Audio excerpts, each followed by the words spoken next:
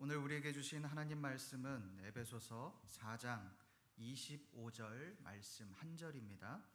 에베소서 4장 25절 말씀입니다.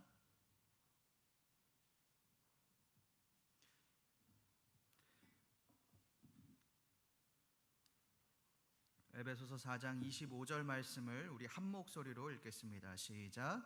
그런즉 거짓을 버리고 각각 그 이웃과 더불어 참된 것을 말하라. 이는 우리가 서로 지체가 됨이라. 아멘. 사람은 살아가면서 누구나 역할의 변화가 일어납니다. 여러 가지 변화가 있겠지요. 일례로 아이는 부모의 보호를 받는 그런 대상입니다. 여러분, 갓난아기를 한번 생각해 보십시오. 부모의 돌봄이 없으면 죽을 수밖에 없습니다. 갓난아이를 지나 어린이가 돼서도, 아니 청소년이 되어서도 부모가 보호해 주지 않으면 자녀는 수많은 위험에 노출이 될 수밖에 없습니다. 그런데 그 아이가 성인이 되어 결혼을 하고 아이를 낳으면 어떻게 됩니까? 보호를 받는 대상에서 내 아이와 가족을 보호해야 하는 보호자로 역할이 바뀌게 되어집니다. 저희 집에 아이가 셋이 있는데요, 막내 이유리에게 이런 말을 한 적이 있습니다. 막내가 남자아이인데 위에 누나들이 있어서 그런지 너무 잘 토라지는 겁니다. 너무 잘 삐집니다. 조금만 혼을 내도 토라져 버리고 울어버리고 방에서 나오지 않는 겁니다. 이제 4살밖에 안 된 아이가요. 그래서 걱정이 돼서 혼내기도 하고 윽박질러도 보고 여러 가지 달래도 받지만 잘 되지 않는 겁니다. 이렇게 자라면 자신감도 없어지고 또 너무 여리게 자랄 것 같아서 한 번은 제가 이런 말을 해주었습니다. 이유라, 남자는 여자를 지켜주는 존재야. 지금은 어려서 힘이 약하지만 나중에 크면 남자들이 여자들보다 힘이 더 세진단다. 그때 너는 누나들을 지켜주고 엄마를 지켜주고 또 할머니를 지켜줘야 하는데 이렇게 토라지고 삐지면, 이렇게 약하게 있으면 될까? 아이가 대답합니다. 아니랍니다. 제가 계속해서 말을 이어갔습니다. 아빠 봐봐. 아빠는 우리 가족이 어려움에 처하거나 또 무서운 일이 있을 때마다 지켜주잖아. 강아지가 물려고 하거나 무서운 동물들이 우리 가족을 해치려고 할 때 아빠는 다 쫓아내주잖아. 너도 크면 아빠처럼 가족을 지켜주는 그런 멋진 남자가 되어야 해.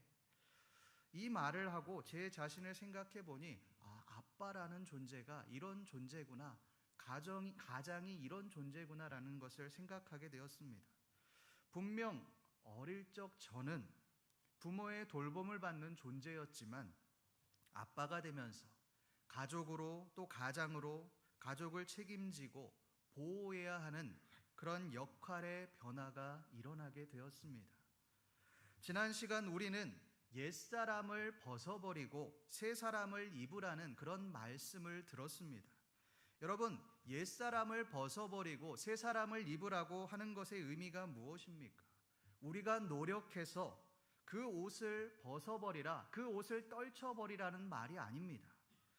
우리가 아이에서 부모로 돌봄을 받는 존재에서 보호를 해주는 존재로 역할이 변화된 것처럼 우리가 예수 그리스도를 믿을 때 우리의 신분이 죄인에서 새 사람으로 변화되었다라는 것입니다.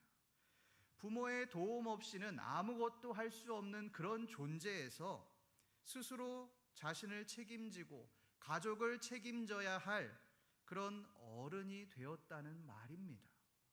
오늘 말씀은 그런 새 사람을 입은 자들이 도대체 어떠한 삶을 살아야 하는지에 대해서 말씀하고 있습니다. 우리 오늘 말씀 25절 말씀을 한번 읽어보겠습니다. 시작. 그런즉 거짓을 버리고 각각 그 이웃과 더불어 참된 것을 말하라. 이는 우리가 서로 지체가 됨이라.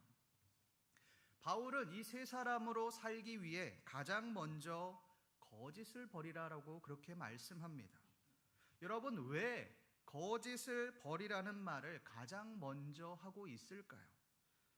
그것이 가장 중요하기 때문에 그렇습니다. 21절 말씀에서 바울은 진리가 예수 안에 있는 것 같이라는 말을 합니다. 또 24절에서 의와 진리의 거룩함이라는 말을 합니다. 이런 진리의 언급을 합니다. 여러분, 바울이 왜 이렇게 말을 합니까? 거짓을 버리라는 것과 진리가 연관되어 있기 때문에 그렇습니다. 진리가 무엇입니까? 하나님의 말씀이자 하나님의 속성입니다. 하나님의 많은 속성이 있지만 특별히 하나님의 속성 중에 없는 것이 있습니다. 그것은 바로 거짓입니다. 우리 말씀을 보겠습니다. 민수기 23장 19절 말씀을 함께 읽어보겠습니다. 시작. 하나님은 사람이 아니시니 거짓말을 하지 않으시고 인생이 아니시니 후회가 없으시도다. 어찌 그 말씀하신 바를 행하지 않으시며 하신 말씀을 실행하지 않으시랴. 하나님은 성경 곳곳에 자신을 말씀하실 때에 거짓이 없는 분이다라는 것을 아주 명확하게 말씀하십니다. 민수기 말씀도 보십시오. 거짓말을 하지 않으신다라고 말씀합니다. 말씀하신 바를 행하지 않은 것이 하나도 없다라고 그렇게 말씀합니다. 여러분, 이것이 바로 하나님의 속성입니다. 그런데 이 민수기 말씀을 자세히 한번 보십시오. 하나님과 비교되는 존재가 나타납니다. 그것은 바로 우리 인간입니다. 하나님은 사람이 아니시니 거짓말을 하지 않는다는 말은 바꿔 말하면 사람은 거짓말을 한다는 것입니다. 사람은 후회를 한다는 것입니다. 말하는 바를 행하지 않는 존재가 바로 우리 인간이라는 것입니다. 여러분, 이것이 바로 인간의 속성입니다. 인류의 첫 범죄가 어떻게 시작이 되었습니까? 거짓말로 시작이 되었습니다. 뱀이 하와에게 뭐라고 말을 합니까? 너희가 결코 죽지 아니하리라. 선악과를 먹어도 너희가 죽지 않는다는 겁니다. 여러분, 이것은 명백한 거짓입니다. 하나님은 분명 아담에게 말씀을 통해 선악과를 따먹는 날에는 반드시 내가 죽으리라라고 명확하게 말씀하셨습니다. 하나님이 말씀하셨으면 그 말씀이 진리인 겁니다. 그러나 이 뱀이, 사탄이 하나님의 말씀을 거짓으로 만들었습니다. 하와를 속여 선악과를 먹도록 그렇게 만들었습니다. 이 거짓말이, 이 거짓이 인간의 타락을 불러왔고 죽음을 불러왔습니다. 여러분, 이것이 인간의 본성이자 속성입니다. 거짓을 말하고 또 사람을 속이는 것, 거짓을 말하는 것이 바로 우리의 본성입니다. 에베소 사람들이 그랬습니다. 거짓과 속이는 것이 난무했습니다. 에베소는 미신과 주술이 성행했던 그런 곳입니다. 우상 숭배가 극에 달했던 도시가 바로 에베소입니다. 우리 사도행전 19장 19절 말씀을 함께 읽어보겠습니다. 시작. 또 마술을 행하던 많은 사람이 그 책을 모아가지고 와서 사람 앞에서 불사르니 그 책 값을 계산한 즉 은 5만이나 되더라. 바울은 에베소에서 3달간 머무르며 그곳에서 하나님의 말씀을 전했습니다. 이 바울이 하나님의 말씀을 전하자 놀라운 일들이 일어났습니다. 병을 고치는 일들이 일어났고 귀신을 쫓아내는 그러한 기적과 이적이 일어났습니다. 그것을 보고 에베소에 살고 있던 많은 유대인들과 헬라인들이 예수의 이름을 높이고 그리스도인들이 되는 그런 역사가 생겼습니다. 그런데 여기에 한 가지 이야기가 더 등장을 합니다. 그것은 에베소의 마술사들에 관한 이야기입니다. 그들은 바울의 기적과 이적을 보고 마술책을 다 가져와서 그 자리에서 불사르기 시작합니다. 그런데 그 양이 어마어마합니다. 말씀에 보면 그것이 약 은 5만 정도의 가치를 가졌다라고 말을 합니다. 은 5만이 도대체 얼마인지 감이 잘 오지 않습니다. 은 하나는 당시의 노동자 하루의 품삯이었습니다. 우리나라의 노동자 품삯을 하루 품삯을 15만 원이라고 가정을 하면 은 5만은 약 75억 정도가 되어집니다. 여러분, 그 자리에서 불태운 책이 약 75억입니다. 어마어마합니다. 에베소라는 도시가 얼마나 미신에 빠져 있고 거짓에 빠져 있었는지를 알 수 있는 그런 대목입니다. 여러분이 마술책이라고 하는 것이 무엇입니까? 지금으로 치면 사주팔자 책입니다. 점을 치고 미래를 알아보기 위해서 만든 책이 바로 마술책입니다. 그런데 이 에베소 전체가 이런 미신, 우상에, 거짓에 빠져 있었다라고 하는 것입니다. 그런데 문제는 에베소 교인들 중에도 점을 치고 마술사를 찾는 일들이 있었다라고 하는 것입니다. 하나님을 믿지만 미신에 빠져서 마술사들에게 미래를 알아보는 그런 일들이 있었다는 것입니다. 여러분, 이들의 특징이 무엇입니까? 하나님과 멀어지게 만든다는 것입니다.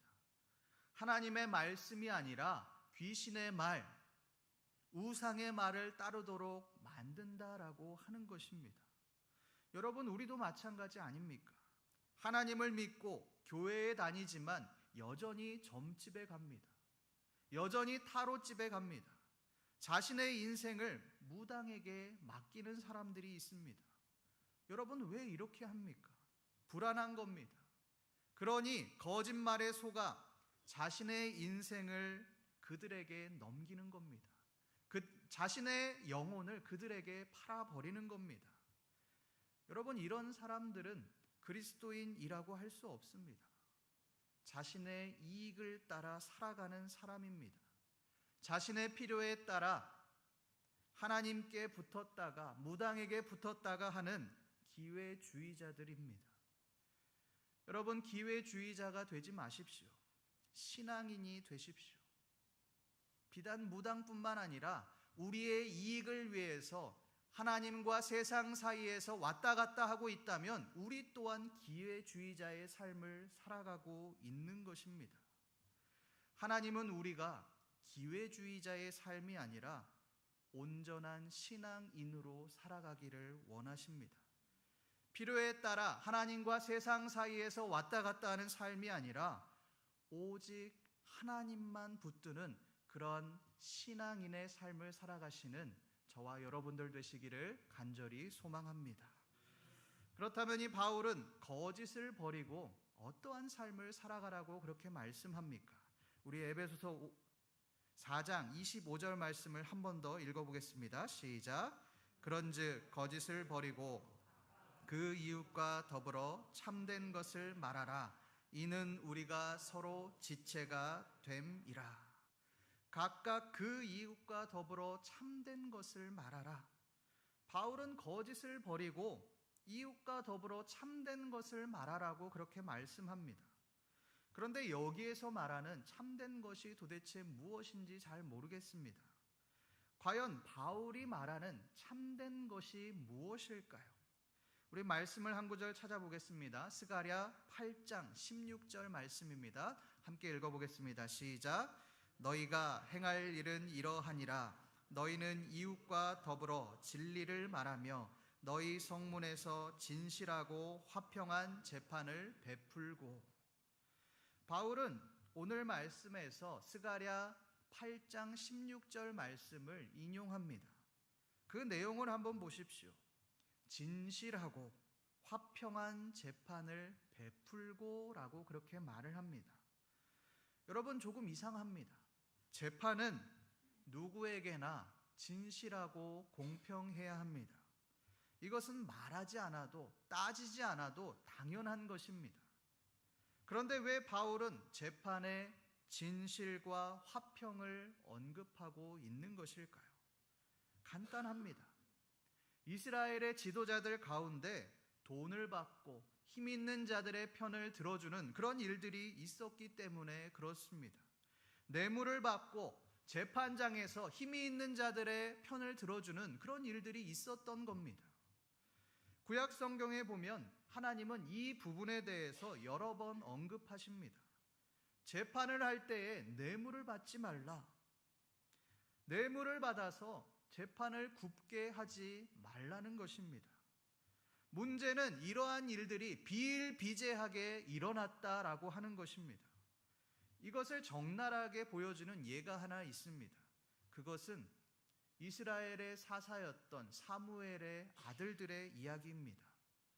사무엘에게는 두 아들이 있었습니다. 요엘과 아비야입니다. 이들은 말씀에 보면 브엘세바에서 사사가 되었다라고 말을 합니다. 그런데 이 아들들이 어떻게 행합니까? 이익에 따라 뇌물을 받고 판결을 굽게 했습니다. 여러분, 사무엘의 아들들이 왕이 되지 못한 이유가 바로 여기에 있습니다. 진실하고 화평하지 못했기 때문에 그렇습니다. 참된 것을 말하지 못하고 거짓을 행했습니다. 힘 있는 자들의 뇌물을 받아서 힘이 없는 자들을 사지로 내몰았습니다. 그 사람들이 바로 사무엘의 아들들이었습니다. 여러분, 이 아들들이 왜 이렇게 했을까요? 자신의 권력을 유지하기 위해서입니다. 힘이 있는 사람, 권력이 있는 사람, 돈이 많은 사람과 결탁하여 자신의 이익을, 자신의 권력을 계속 유지하려고 했던 겁니다. 힘이 있는 사람들에게는 간도 쓸개도 다 내어줬겠죠. 그러나 힘이 없는 사람, 연약한 자는 철저히 무시했습니다. 힘이 있는 자들에게 뇌물을 받고 연약한 자들에게 그 죄를 뒤집어 씌웠습니다. 왜 이렇게 합니까? 연약한 자들은 자신에게 도움이 되지 않기 때문에 그렇습니다. 아니, 그들에게 해를 가해도 나에게 아무런 피해가 오지 않기 때문에 그렇습니다. 그러니 진실해야 할, 마땅히 진리를 논해야 할 그 재판장이 뇌물을 받고 거짓을 논하는 그런 자리가 되었습니다. 힘이 없는 자는 죄가 없음에도 억울하게 처벌을 받아야만 했습니다. 여러분, 이것이 소위 하나님께서 선택하신 민족, 선민이라고 말하는 이스라엘 민족의 삶이었습니다. 그런데 문제는 에베소의 모습이 이러했다라고 하는 것입니다. 이웃을 속여 빼앗고 사기치고 착취하고 사람 취급하지 않는 일들이 있었다는 것입니다. 성공하기 위해 다른 사람들을 희생시키고 희생양으로 삼고 또 수많은 무고한 피해자들을 만들어냈습니다. 그러면서도 전혀 죄책감을 느끼지 않습니다. 왜요? 그들은 사람이 아니기 때문에 그렇습니다. 얼마 전 이 경북 예천 내성천에서 구조작업을 하던 해병 한 명이 실종되었다가 싸늘한 시체로 발견이 되었습니다. 다 아는 이야기겠지만 아들이 실종되었다는 이야기를 듣고 어머니와 아버지가 사고 현장으로 방문했습니다. 그런데 그 어머니의 절규가 제 마음을 너무나도 아프게 했습니다. 외동 아들이에요. 얘 혼자 있어요. 어떻게 살아요? 저희는 도대체 어떻게 살라고요? 라고 말하면서 울부짖는, 그리고 관계자를 붙잡고 절규하는 그 어머니의 모습에 저는 눈물이 났습니다. 여러분, 하나뿐인 아들을 잃고 절망하고 절규하는 그 어머니의 심정을 누가 헤아릴 수 있겠습니까? 그런데 그 뒤에 아버지가 이렇게 말합니다. 왜 구명조끼를 입히지 않았냐? 구명조끼가 그렇게 비싸냐? 이거 살인 아니냐?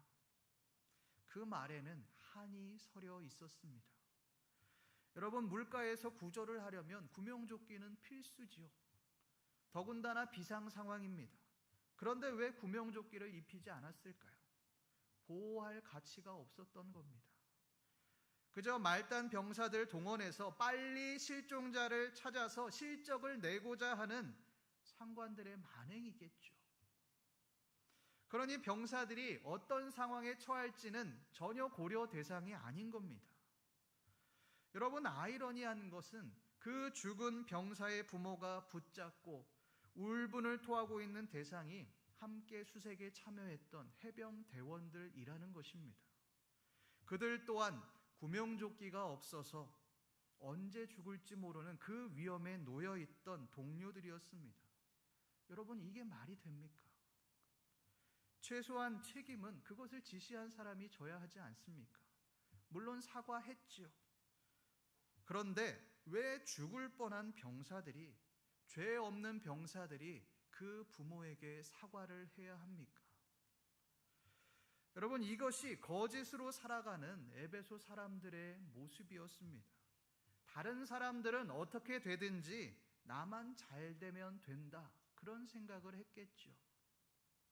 철저히 나보다 약한 사람들을 무시하며 살아갔을 겁니다. 그렇게 높은 자리를 차지하며 권력을 유지했습니다. 그렇게 차지한 권력을 가지고서 사람들 앞에서 의시되며 자랑했을 겁니다.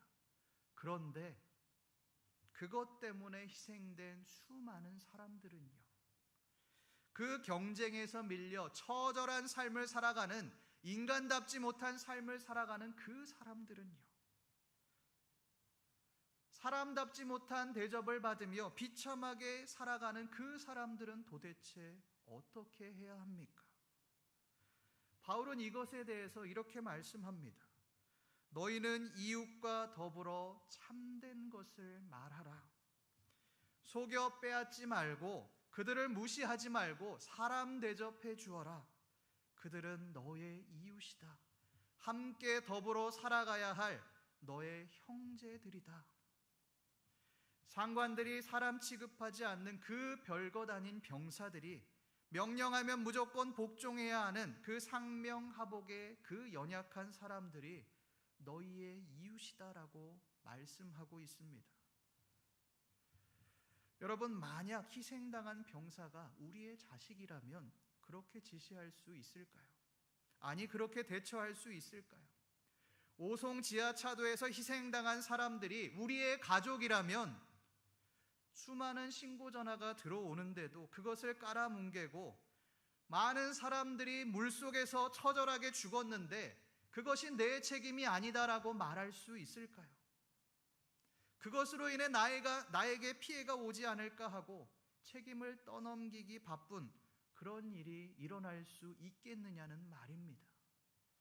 여러분, 이것은 비단 공무원들의 문제만은 아닙니다. 우리의 문제입니다. 우리 또한 그러한 삶을 살아가고 있지는 않으십니까? 그렇게 죽어가는 사람들을 보며 내일 아니니 괜찮다, 그렇게 생각하고 계시지는 않으십니까? 그렇다면 우리 또한 거짓을 행하는 삶을 살아가고 있는 것입니다. 바울은 철저히 소외당하고 어려움을 겪는 그들이 우리의 이웃이다라고 말을 합니다. 그것을 넘어 그들은 우리의 지체들이다라고 그렇게 말을 합니다. 여러분, 지체의 뜻이 무엇입니까? 서로 연결되어 있다는 것입니다. 서로 다른 사람이 아닙니다. 나와 상관없는 사람이 아닙니다. 지체입니다. 이 말은 그 사람이 아프면 나도 아프다는 것입니다. 그 사람에게 문제가 생기면 나도 문제가 생긴다는 것입니다. 왜요? 서로 지체로 연결되어 있기 때문에 그렇습니다. 그런데 왜 나와는 상관없다라고 생각합니까? 왜 연약한 사람들을 무시해도 되는 존재라고 생각하십니까? 왜 교회 안에서도 사람들의 급을 나누고 차별하고 계십니까? 예수님은 어느 계명이 크냐라고 묻는 그 사두개인들의 질문에 이렇게 말씀하십니다. 내 이웃을 내 자신같이 사랑하라. 나를 사랑하는 것만큼 너의 이웃을 사랑하라는 것입니다. 여기에서 이웃은 우리보다 잘난 사람이 아닙니다. 우리보다 연약한 사람입니다. 사람답지 못한 대우를 받는, 철저히 무시받고 소외를 받는 그런 연약한 사람들입니다. 그런 사람들을 내 몸을 사랑하는 것처럼 그들을 사랑하라고 말씀하고 계십니다. 성도 여러분, 우리가 연약한 이웃을 사랑해야 할 이유가 무엇입니까? 예수님께서 그런 우리를 사랑하셨기 때문에 그렇습니다. 우리는 비천하기 그지없는 그런 존재들이었습니다. 내세울 것이 아무것도 없는 그런 천한 존재들이었습니다. 아무런 소망이 없는 그런 죄인의 삶을 살아가는 그런 버러지 같은 우리였습니다.